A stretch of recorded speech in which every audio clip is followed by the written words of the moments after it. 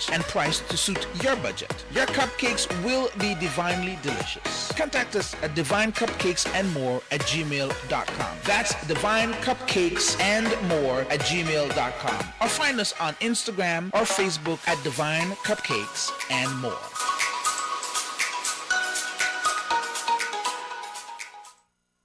Did you know that one organ donor can save up to 8 lives? Like a small child who is able to play again because someone donated a heart, or a loving father because he has your liver. Your lungs could give Super Uncle Joe a second chance, and your kidney, it could help Grandma pump iron. You're not just donating your organs, you're giving life. Organ donation. Join the movement and commit today at blood.ca. Canadian Blood Services. It's in you to give.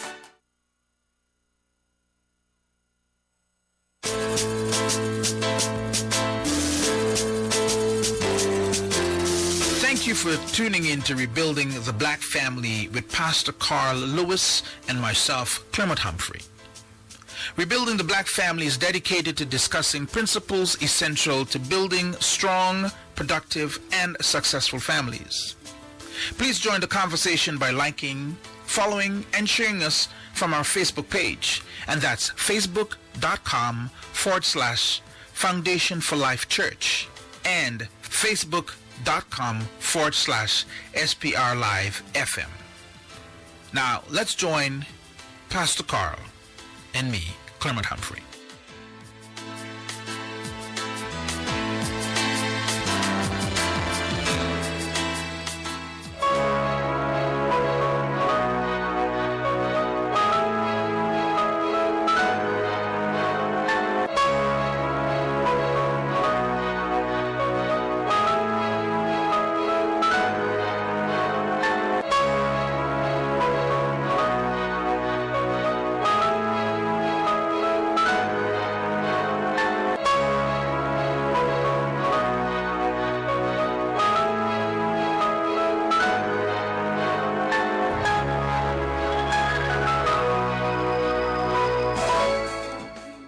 Today we are having what we call a remote broadcast with Pastor Karl, who is not in the studio today, but he's somewhere over in Europe. No, I'm just kidding. He's somewhere in North America.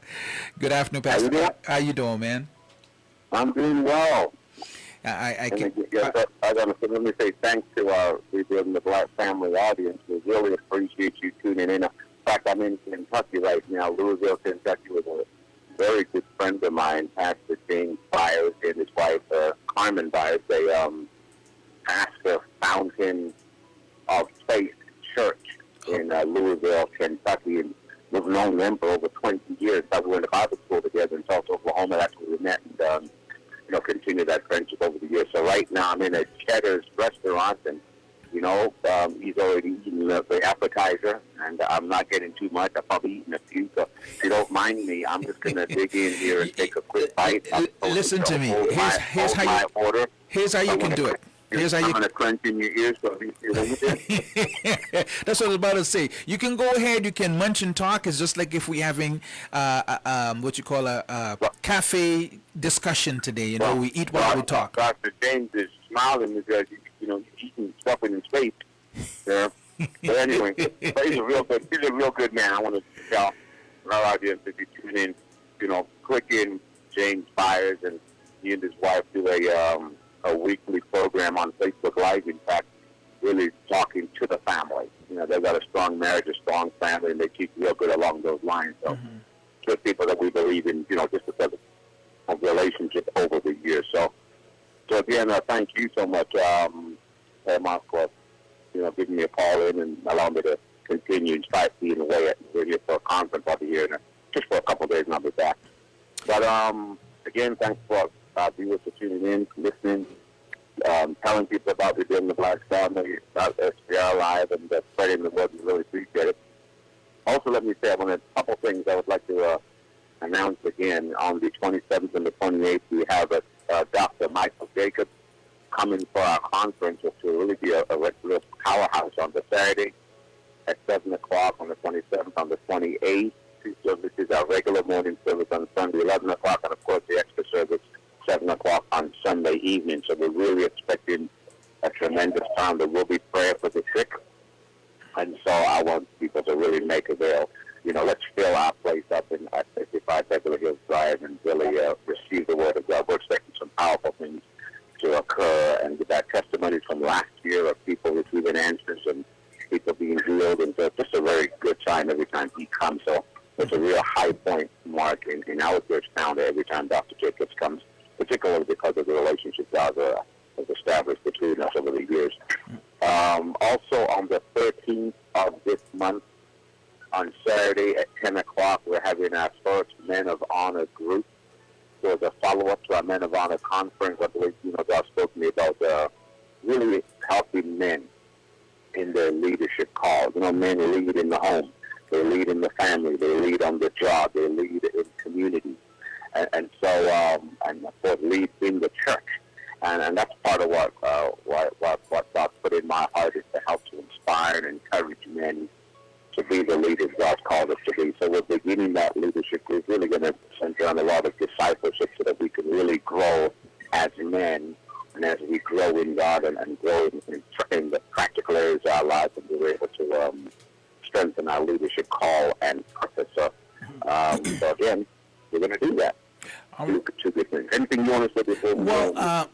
What I just want to reiterate the fact that you're going to be with us for a short period of time today, and we are going to go into a pre-recording that we had before that was recording on the 4th of September, talking about a little bit about preparation and practicing and doing the repetitive stuff to make sure that we learn and do the things good. So we're going to go back to that program after you finish the 30 minutes. So what I'm going to do is to let you loose, because I know you filled with a whole bunch of stuff and you got some stuff to tell us, so I'm not going to hold you back. I'm going to just let you do your thing. Go right ahead. All right. Well, thank you so much. And again, thanks very much. Running in. Now, we've been last year, for the first year of Revealing the Black Family, from the June 2017 to June 2018, or May, June 2018, we really emphasized a lot of the practical outworking and the importance of men in the family. We looked specifically at marriage, the role of men, the role of fathers. So really important things. And, of course, we're going to continue to emphasize that and go back and forth on those critical things as far as building the family, the role of women, the importance of women, the equality of women, and all these pivotal things that we're going to have a strong family and personal responsibility. This second year, we thought impressed to really begin to look at a mentality, which, that Romans talks about renewing our mind, and the life of faith, the life of trusting God, of renewing our minds to think the way we need to think. And we said this, once people are, we said this, I think last 2 weeks ago, we talked about freedom from a slavery mindset. And so if we're going to experience the freedom that God has for us and to walk in the things we need to walk in that He's provided for us, it's going to take faith, and it's going to take a renewed mind. It's going to take freedom from a slave mindset. And it bears repetition. We talked about, they did an experiment with an elephant, and they tied his leg to a stump of a tree. Of course, with a solid rope that he couldn't move from it no matter what he did. They did that for several days and weeks. Then what they did, they severed that rope. So they disconnected the rope from the elephant, and so he was no longer connected to the tree. And so what happened, they found that the elephant stayed right beside that tree stump. Now, even though he was free, in his mind, he was stuck to that tree. So we know that just because someone has physical freedom, it doesn't mean they can experience freedom. There has to be a renewing of the mind. And that's why we spoke last week, and we're going to continue to talk. I have some good feedback on that, by the way, of people being helped in understanding the power of mental slavery, but also the power that comes with freedom from mental slavery. So now, so again, we love your feedback. Please continue to give us the feedback. Your comments are most welcome. And again, thank those of you who forwarded it to people. I thought someone said to us, I really forwarded it to some people in my group because it really helped them. Well, I should say this also. We're on Daystar television in Canada. So that door opened. We're on Daystar in Canada. And so every Thursday at 2 o'clock. And so we really appreciate that. In fact, I had a call from Vancouver, which is our West Coast, and a lady, I think she ministers to Mexican people. She was one of the first calls, and I was so blessed about that. And she said, you know what? I was so blessed by that message on a ride. It encouraged me, and I shared that message. She recorded it. She said, actually recorded the message and shared it with her close friends. She also said she's a missionary to a group of Mexicans, and so that's going to get there too. So I'm just saying, it's powerful, these relationships and these connections, and, Claimant, you're a part of making that happen. Our viewers and listeners are part of that with people who help to finance that program. They're part of it. So we're just blessed going in, going out. It's just a wonderful thing. Now, what I want to talk about again is this. We're always pointing people to the Word of God. But I want to start by saying this. I just thought over the last couple of days, we're going to put a title on this, if you don't mind. So this post, entitled this, Clairmont, Kanye West, Slavery, and God's Word. I know this is so Kanye West, slavery, so Kanye West, slavery, and God's Word. Now, let me say this. You know me. We never criticize anyone. We don't do that. We walk in forgiveness and goodness of reason. But I'm getting to a point here.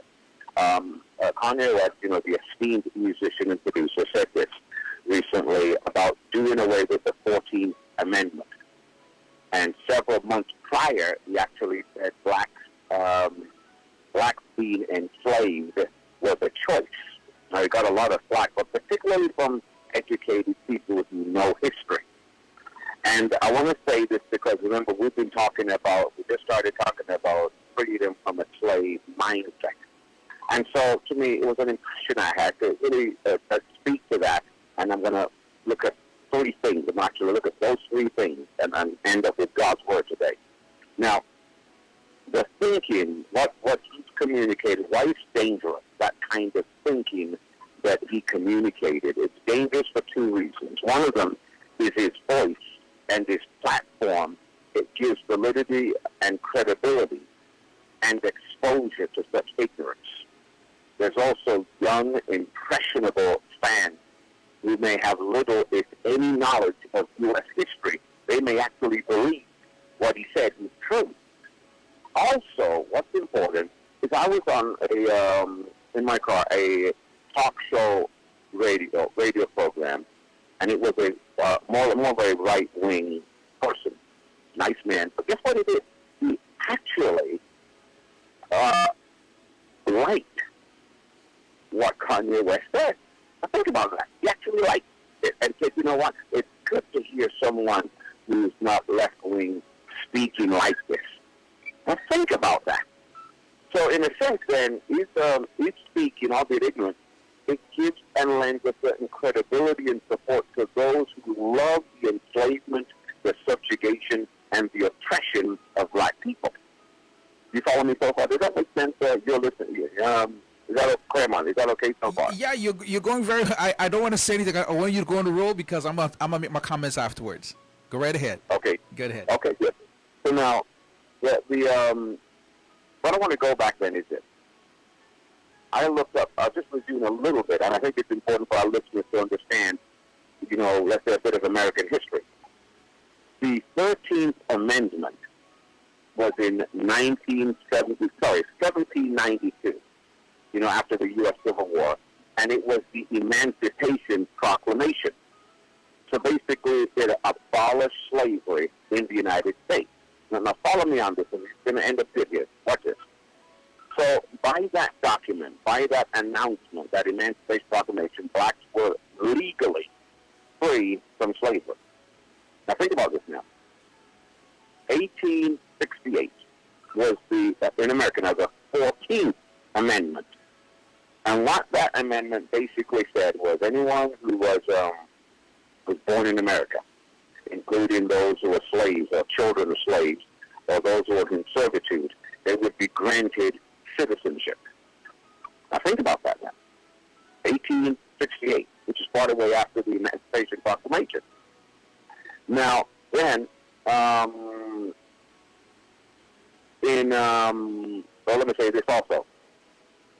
They'll be granted citizenship. Now, that's important because when you're granted citizenship, it would mean now that you would be granted the rights of life, liberty, property ownership.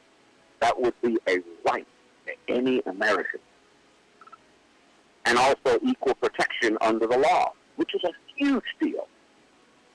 Then in 1870, I believe that is right, there was the 15th Amendment, which was the right to vote.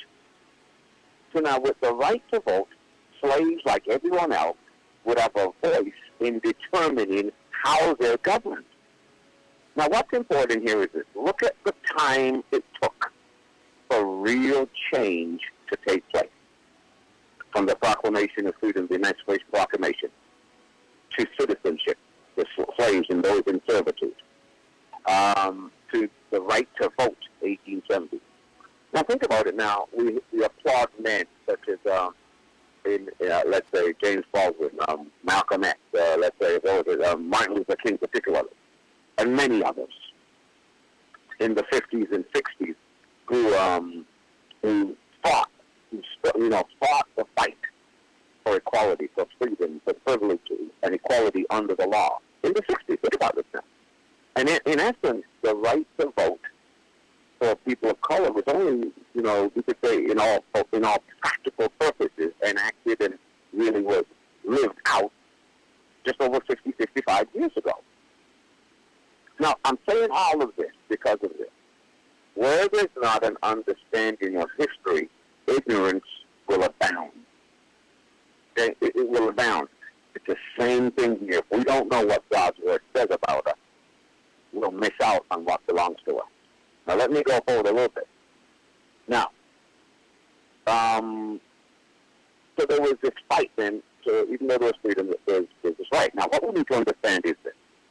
The original Constitution of America, now hear me now, did not have in mind black people.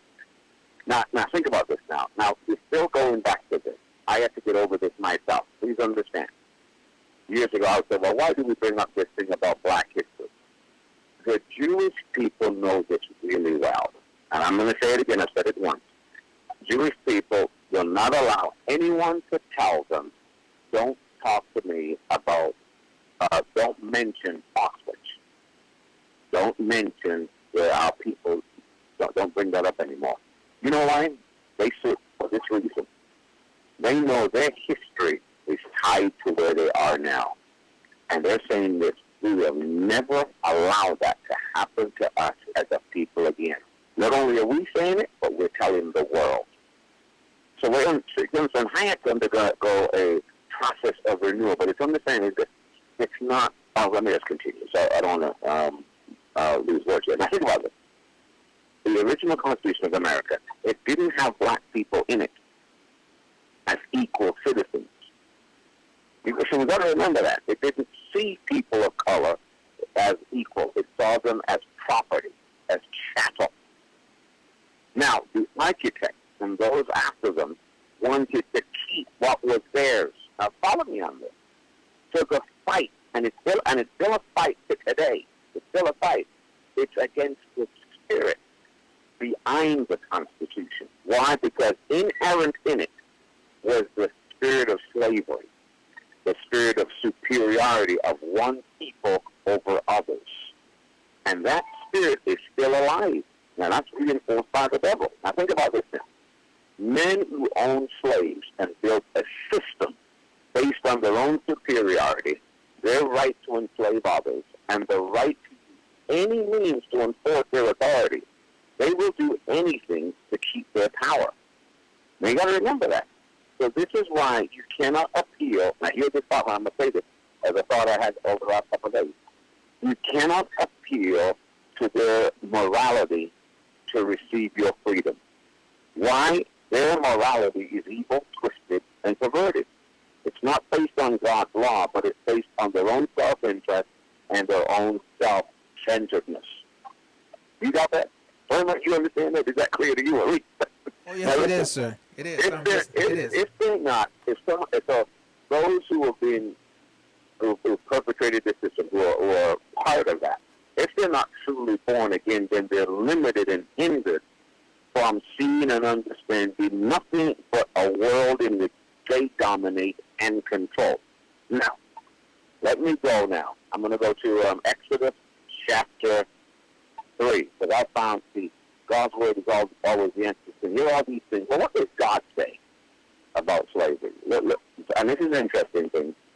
So it says here that God, from Exodus chapter 2, I think it's Exodus chapter 2, Exodus chapter 2, it says it in verse 23, and it came to pass in process of time that the king of Egypt, Exodus 2:23, and the children of Israel sighed by reason of the bondage, and they cried, and their cry came up to God by reason of the bondage.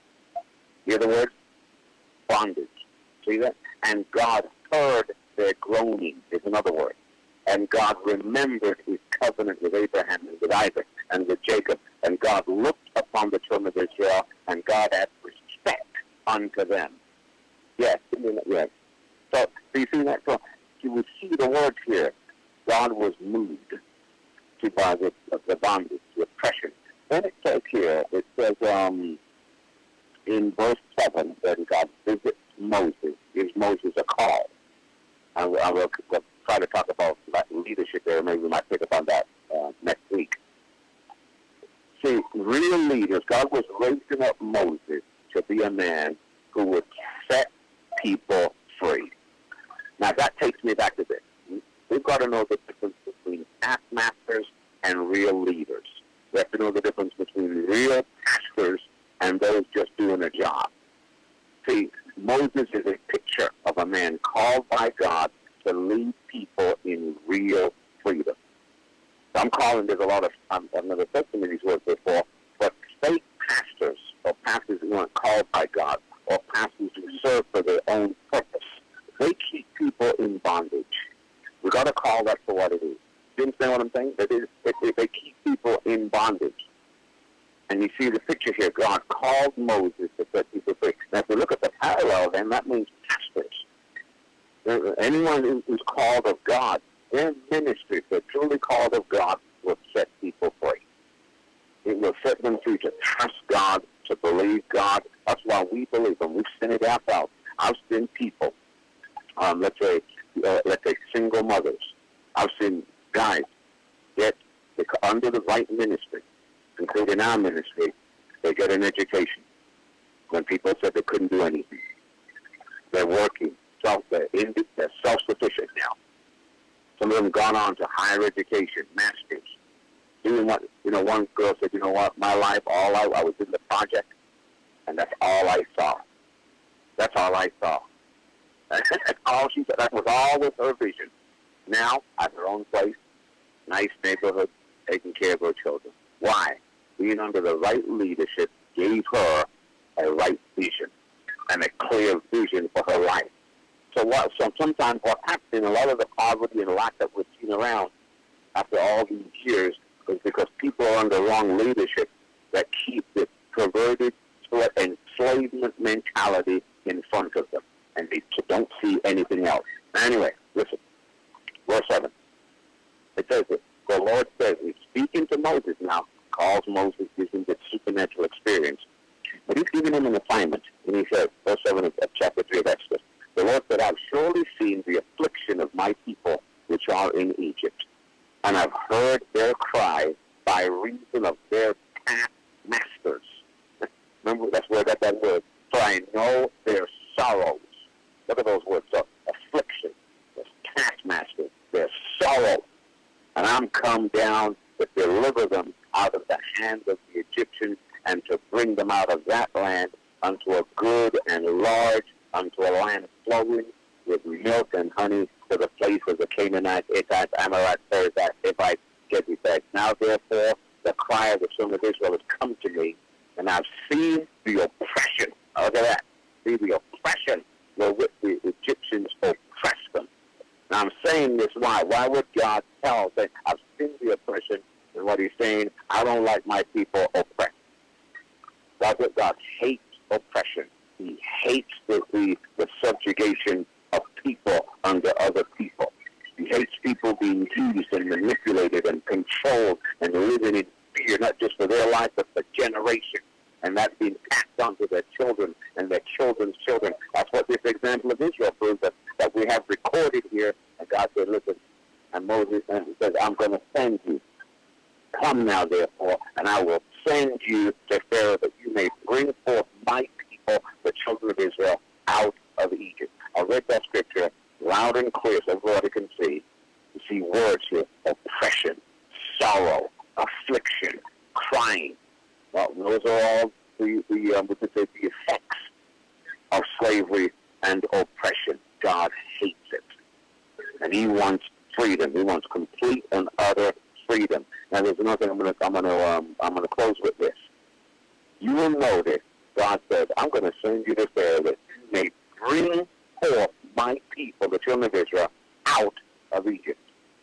And He said, "Listen, and we'll look at this. I think we'll continue this next week. Now, think about this.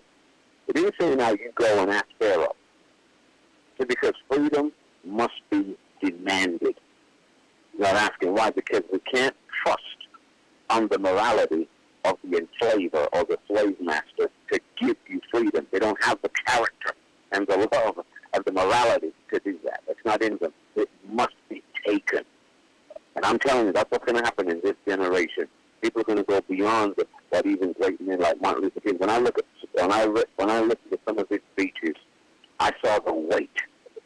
You can tell. Imagine you're doing what's right, and people want to kill you for it.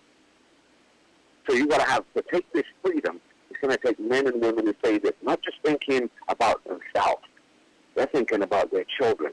They're thinking about entire generations. They're thinking about countries and continents. They say, you know what? We want complete freedom for our people. We want complete freedom, complete liberty. We want freedom for life, like once you said, life, liberty, justice for all. We want it for our people. We want property ownership. How many people? Never even imagine. So many people, even many Christians, the very concept of owning their own property, the very concept of owning their own vehicle. I mean, that's a foreign thought. How could that be? See, this is that old slave mentality. That's the old thinking of pastors who are really past masters, not leaders.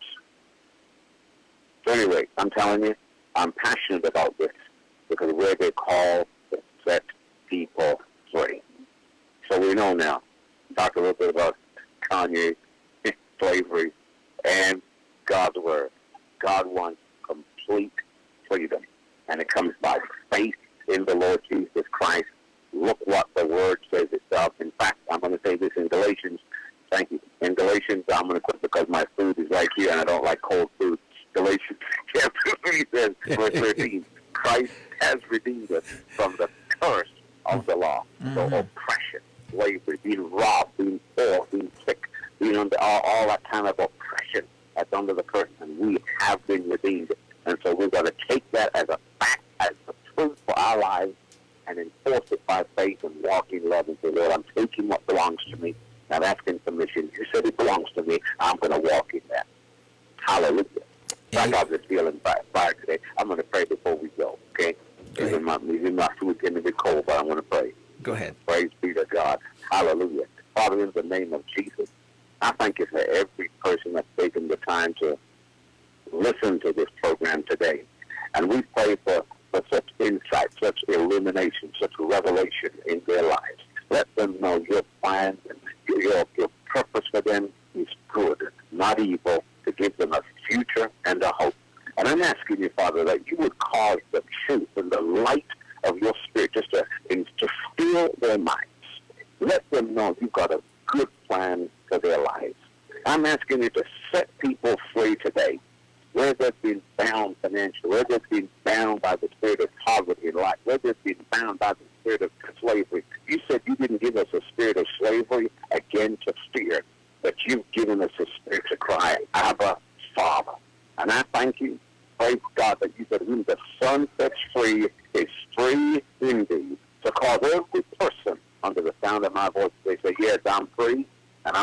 walk in the liberty, and I'm going to experience the life, the liberty, the justice, the goodness, the mercy, the prosperity, the provision of God for my life today.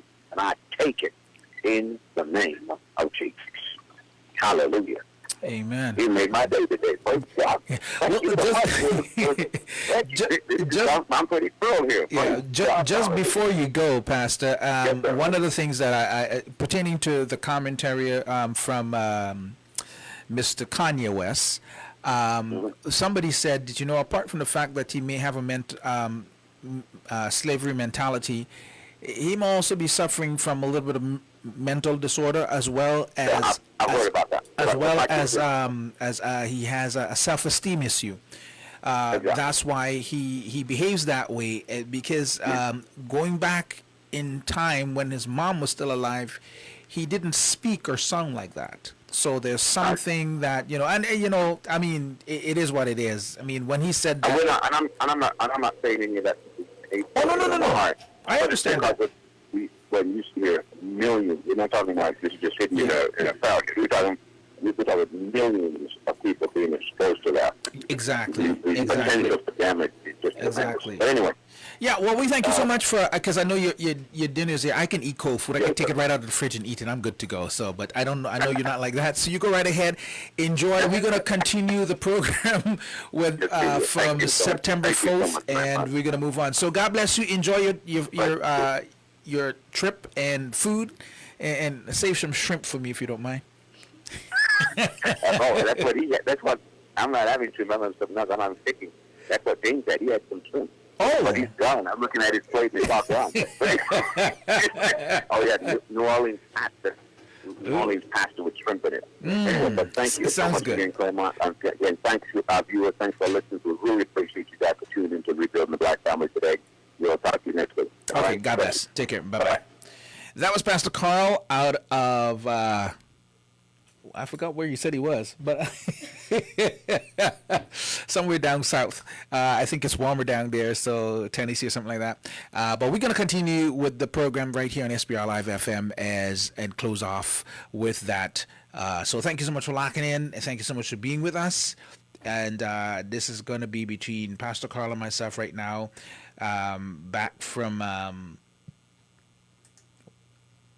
Pastor Karl and myself back from September 4th right here on SBR Live FM. Here we go. Is because discipline means doing things that takes routine. And oftentimes it's not anything spectacular. Did you follow what I'm saying? So someone just being yourself. Now, I've heard you play, I've heard you play the keyboard, very well.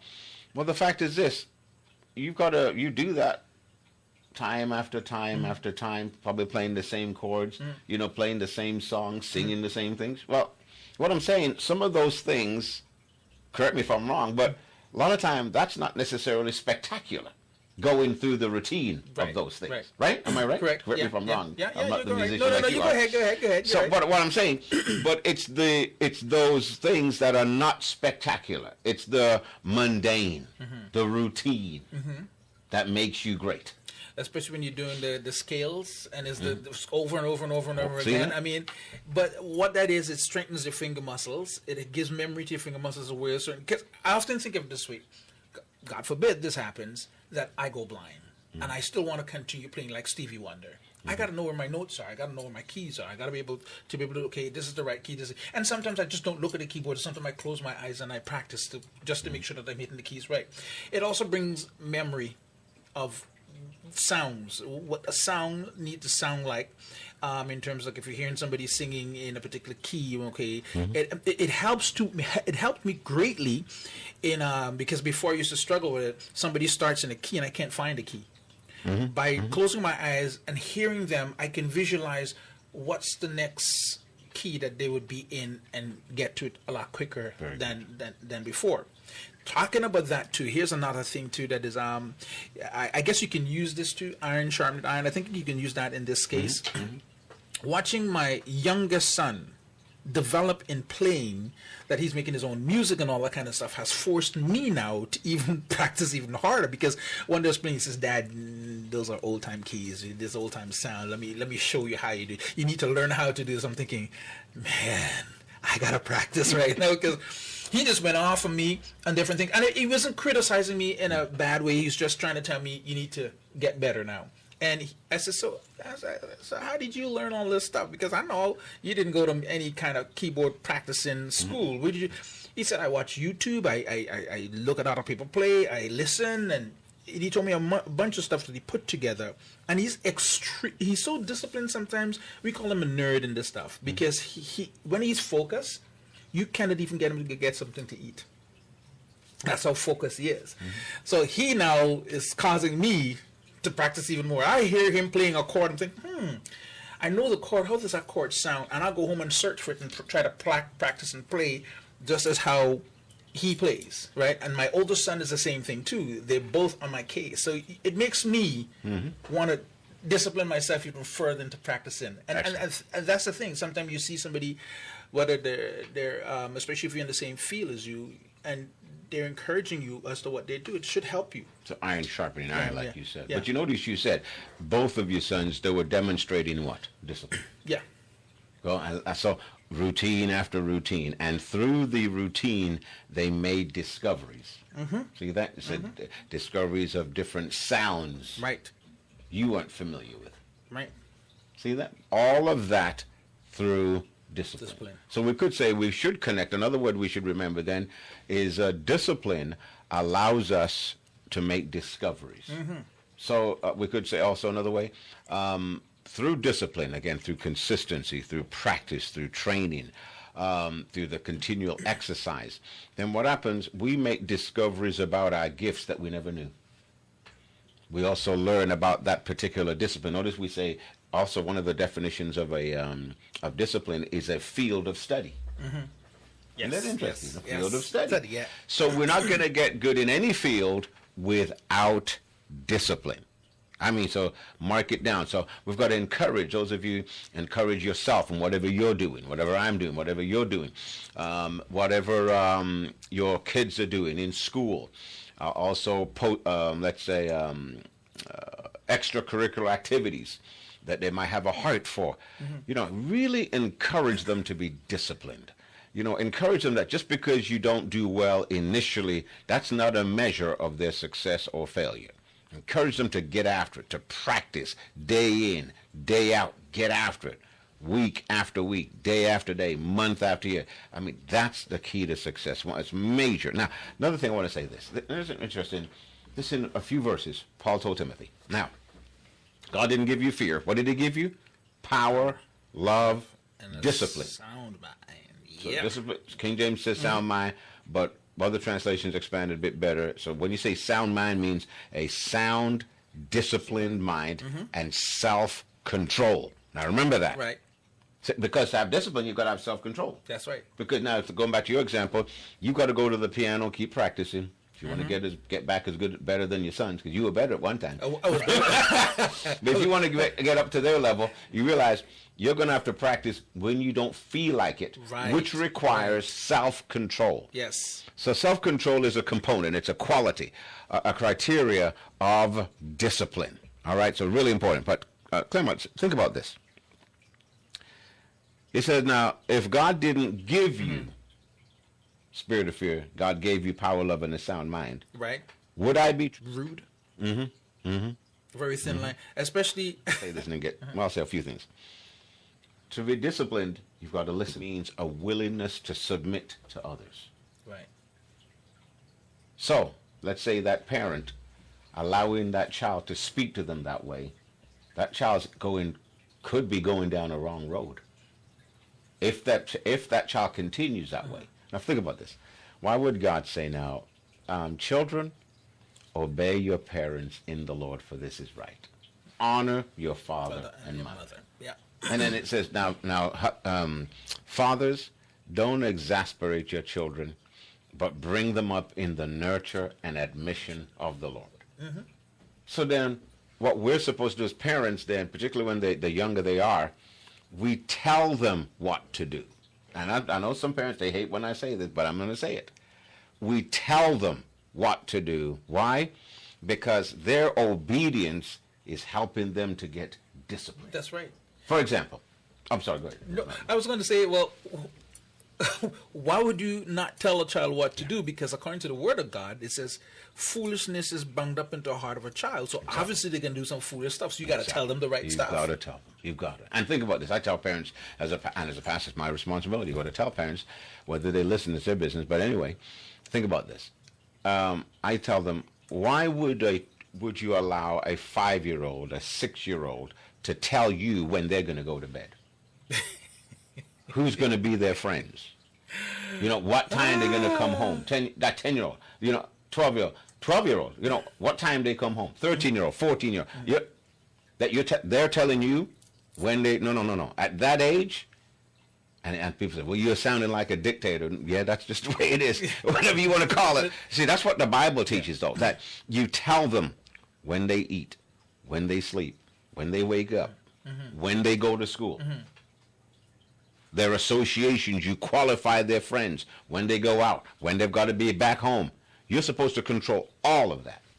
That is all part of discipline. There you go. You see what I'm saying? So that's all part of discipline. And their willingness to submit to you is going to help them to get in the right direction. So oftentimes what's happened, parents who are being foolish and fearful, they're ruining their child by the time they're 10. You've got them on the wrong direction because now those children have had no practice, no discipline in their lives whatsoever. So they're uncontrolled. Think about it. That's the opposite of control and discipline. They're unrestrained. Think about that. They've got no boundaries around their lives, and then they're going to live a life of excuses.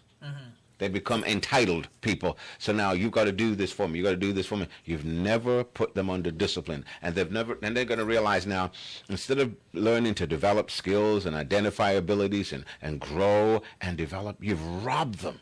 Think about that. You're robbing them. And so I know it sounds sometimes it's a bit difficult. Parenting is not for wimps. Parenting, it can be a challenge. But the thing is this, when you do that, think of the reward when you see them later on and you realize, man, thank God. And I'm telling you, it's better to maintain, have your children, teach them to be respectful. That's discipline. That you don't allow them just to, speak back to you in a mean way, curse. I mean, can you imagine children? I can't even imagine it. So a child cursing at their parent? See, all that is craziness. So all of these are bound barriers that have come down, and then you're ill preparing them for the world. So a lot of time parenting, what we're doing is this: we're self-centered. That's why we're thinking about us. Instead of when you're disciplining your child, it's not to hurt, it's not to abuse anyway, but you want to help them to grow. You're seeing their best interest, because in a sense you only have them for a short window of time, completely under your jurisdiction and authority. Right. And we've got to make the most of that to develop. Sorry, somebody just said tell and show them, because I remember seeing things before, like you see a parent says, hey, stop cussing. Right? And they're like a fisherman themselves. Or they say, you need to go to church because... so you're a hypocrite then. Being hypocritical, right? You need to go to church because you have to grow up like a nice Christian person. Exactly. And they're not going to church themselves. So that's the flip side of it too. I understand that too as well. Yeah. And no doubt about that. No doubt about that. Absolutely. But the thing is that there's no way, and I've seen it, there's no way any of my children can cuss me out. None. As old as they are, they know I will not tolerate that, right? But I've seen children as old as they are who've cussed out their parents. Yeah. But think about this, Clairmont, though. But when we talk about this area of discipline, oftentimes we shy away from some things because our understanding of the subject has been incorrect. And so even when people hear discipline, we're thinking negative. So right up front, when I teach it, we got to teach it. When we talk about discipline, we're not talking about abuse. Because if we have a negative connotation to something, then of course we're going to shy away from it. Exactly. So we're not talking about abuse. We're not talking about, beating down on your child and tearing his skin. That's not what we're not talking about. None of that. Discipline means to instruct, to establish right behavior and character. That's what this is about. And so when you're disciplining a child, you're doing it for their benefit. That's why I tell parents, you never discipline a child when you're angry. Sometimes you back away. Why? Because if you're not in control, how can you administer discipline? You see what I'm trying to say? So again, let's make it clear. Again, if people have in their minds abuse, so they're thinking abuse and discipline is anonymous. So if someone's got wales on their back and cuts on their faces, no, that's no discipline. That's abuse. You're hurting someone. You're abusing them. So let's not mix that up whatsoever. So the intent, the heart of discipline is to help that person to grow and become the very best, become better, not worse. Not angry people, but better people. And so think about this. I want to show. So again, your success demands discipline and self-control. Here's a scripture I want us to think about. Paul said this in 1 Corinthians 9:24. He says, "Do you not know that all in a race they run, but only one receives the prize? So run that you may obtain it." Then it says, "Every athlete exercises self-control." Talking about discipline. See? Self-control is discipline. "In all things they do to receive a perishable wreath, but we an imperishable. So I run not aimlessly." So he's put into himself now as a minister. "I don't box as one beating the air, but I discipline my body. I keep it under control." See? Discipline means self-control. "Lest after preaching to others, I myself should be disqualified." So just because I'm a preacher, it doesn't mean I have self-control. When you're listening to somebody, doesn't it mean you have to have some humility? You have to acknowledge, they know better than I do. They're going to tell, "Oh, you're not playing it right. This is what you do." If you listen, they're not putting you down. And also, let's address that area. Sometimes we've got to, through discipline, we get rid of pride and self and conceitedness. Because sometimes our pride is saying, "Well, don't talk to me like that because it's going to make me feel bad." Who cares about your feeling? We're talking about discipline. It's like a coach. I trained it for the 2 and the 4, and as part of the Canadian junior national team for a short while. The thing is this: the coach is the coach. Right. He knew better than I did. You understand what I'm saying? He knew his stuff. He knew what I didn't know. Right. His job was to train me. Of course, we were faster than him. But when we were training, he's like in his 40s and 50s. And so the fact is, he was the coach. Right. Well, suppose I'm thinking, well, who are you?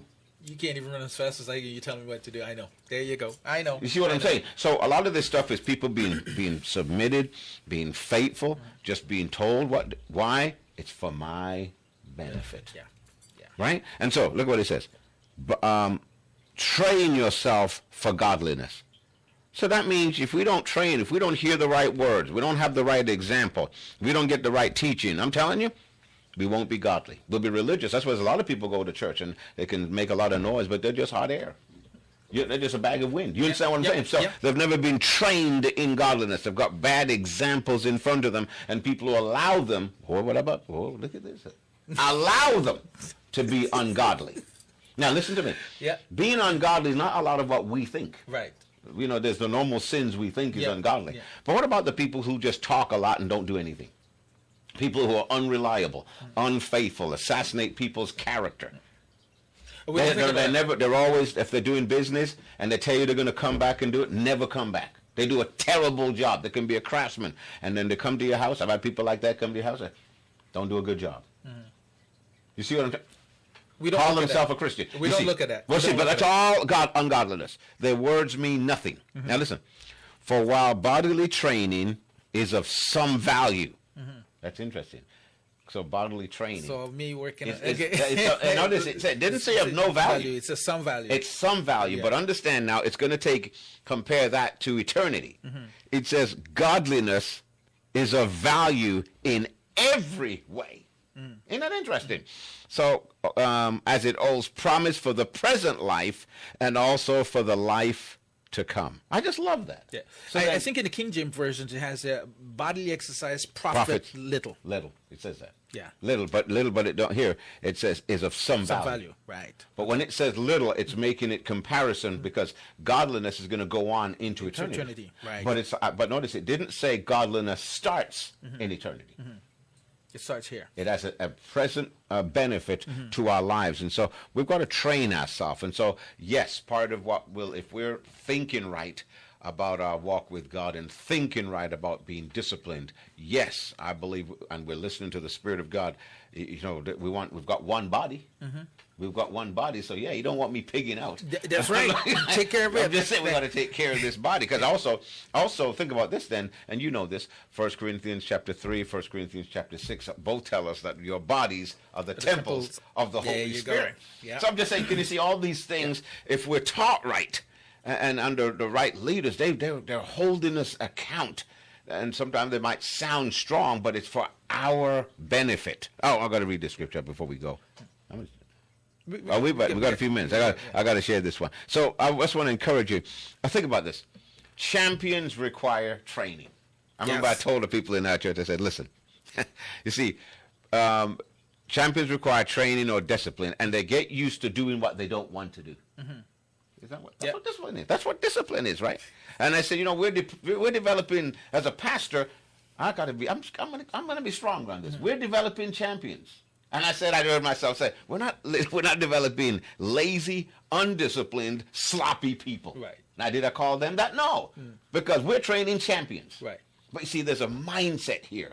And so a big part of it, and you've said it yourself, is discipline. Now, I got to get this real quick. Look at this scripture. Look at this. So this is another point. To be disciplined, we've got to follow and obey instructors. Right. Well, let me ask you, parenting. Parents then are instructors. So we're teaching our children to listen to us, not because we're dictators who need them to obey us. That's not it. Our intention is, man, I want you to listen to me because I have your best at heart. I've been down the road. I don't want you to have to recreate the wheel. It's already invented. Good, yeah. Use it and get better. I don't want you to repeat mistakes we made. I want you to get further ahead. Yeah. See, it's about their interests. And so, but you've got to tell young people, tell your children, you know what? Listen to your instructors. Listen, training corrects us. It helps us. Now, listen to this. The end goal, the objective of discipline. It says, Hebrews 12, this is a great scripture, verse 5. And you've forgotten the exhortation that addresses you as sons, not slaves. My son, do not regard lightly the discipline of the Lord. So think about it. Discipline is instruction. I tell you, let me say this real quick as a sidebar. You know this, remember when you were in church as a young boy, I remember this happened. And some people can attest to this. And you acted up in church, the worship was going, or the preacher's preaching, and you were over in the next row. You weren't your parents. Your parents may be here, but you and maybe the next row, or you were behind them. And they heard you messing up. And your parents in church, they didn't come out and swat you. They didn't have to do that. You know what they did? Just give you a look. They gave you that look. Give you the eye. They just looked over, and you knew. You knew exactly what that means. You better get in shape now. You better be quiet.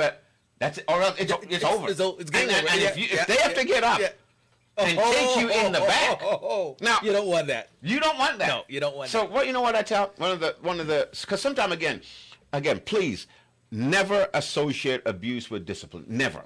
Make sure, and I'm saying it again because that's what's happened in many people's minds. So the best form of discipline, and you find in the Word, is your instructions. We're supposed to train our children to obey our words. That's instruction. My buddy, you can attest to this too. My mom had a curfew for us. And so the church that I went into wasn't too far from home, just a couple of blocks. It was, and I was young. I was probably 15, right? And she knew after a certain time what happened in the streets and how some young men behave and so forth. So she looked at the time and it was 9 o'clock, and I was not home. I said, the young people are finished since 8 o'clock. I should be home. The lady should give me is 8:30. 9 o'clock, 9:15, she didn't see me. And all I saw her standing at the corner. She didn't even come to the church. She just stood afar off, and she had her hands folded, and she's looking at me. And some of my friends look at me and says, call me Monty. Then Monty, there's Sister Humphrey at the corner. I looked up, see her face, and knew immediately what was wrong. I didn't even look at the time. I just came on you, right? Listen, I knew immediately what she. But the disciplines you knew because she had already said. She already said it. She already said it. She said it. There you go. Right? See, she said it. That discipline. She didn't say you can't go, but be back by 8:30. Exactly. Right? She'll give you the 15 minutes, because Yeah, you're leeway. young. She gives some grace. Some grace. That's good. But you're talking 9:15. You're not home yet. Oh, jeez. Listen, and immediately I dropped what I was doing because I was laughing and having sense. I said, "Gotta go, guys." Drop everything and I go. Now the thing is, she could have, she wanted to, because she's done it before. If she wanted to embarrass me publicly, she could have done it. But the minute she knew I made eye contact, she just turned and walked away. Now, dare me said, "Oh, you go your way. I'm gonna continue playing." That was gonna happen. No, I just immediately followed her until I got home. I got home, and I think was the worst punishment ever. She didn't say a word to me.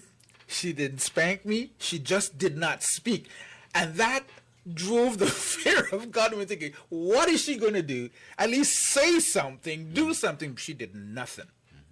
And I told myself from that day, boy, don't ever play this game, because just the anxiety inside, thinking, what is she going to do? What is she going to say? Am I going to get a she spank? knew you knew the lesson. Yeah, but the thing is that from that, I was about 15. I knew from that, okay, don't try that again. Now, when you were saying that, though, see, what she said to you, go out, this is the time, that's instruction. Right. That's discipline. She was bringing you under discipline. See what I'm saying? Now, that's the opposite of many parents today. They give their children no instruction, no parameters. So you're bringing them up undisciplined, which is going to hurt them. Now, we should say this. Discipline, notice, discipline is not, God doesn't put sickness on you, doesn't cause car accidents to discipline you. Because that's the mistake people make. Now, let me get, why? Would you take your child's hand? You've been disobedient. Turn on the hot stove. Yeah. Now you're crazy. You see what I'm saying? Yeah, so don't put that on God. No, there's instruction. I got to go. Look at this. My son, don't lightly regard the discipline or the instruction or the correction of the Lord, nor be weary when reproved by him.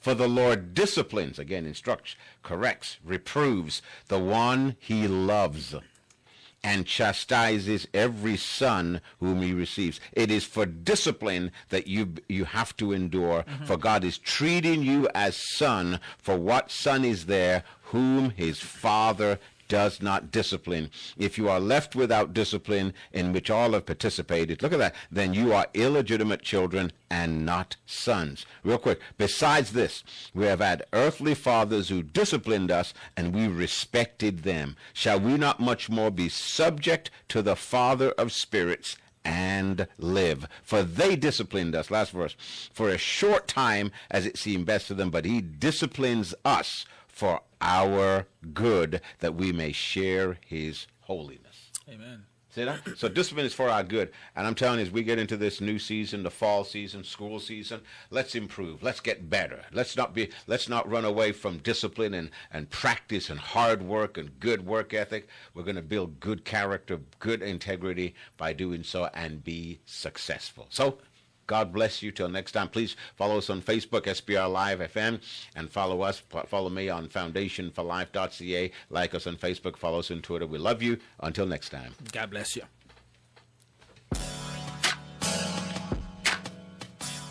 Thank you for joining us today on Rebuilding the Black Family with Pastor Karl Lewis and myself, Clairmont Humphrey.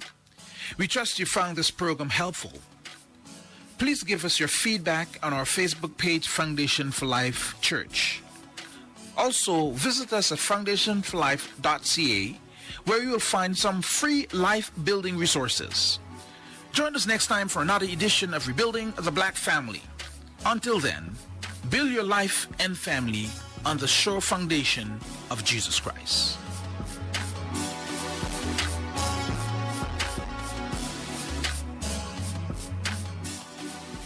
Father,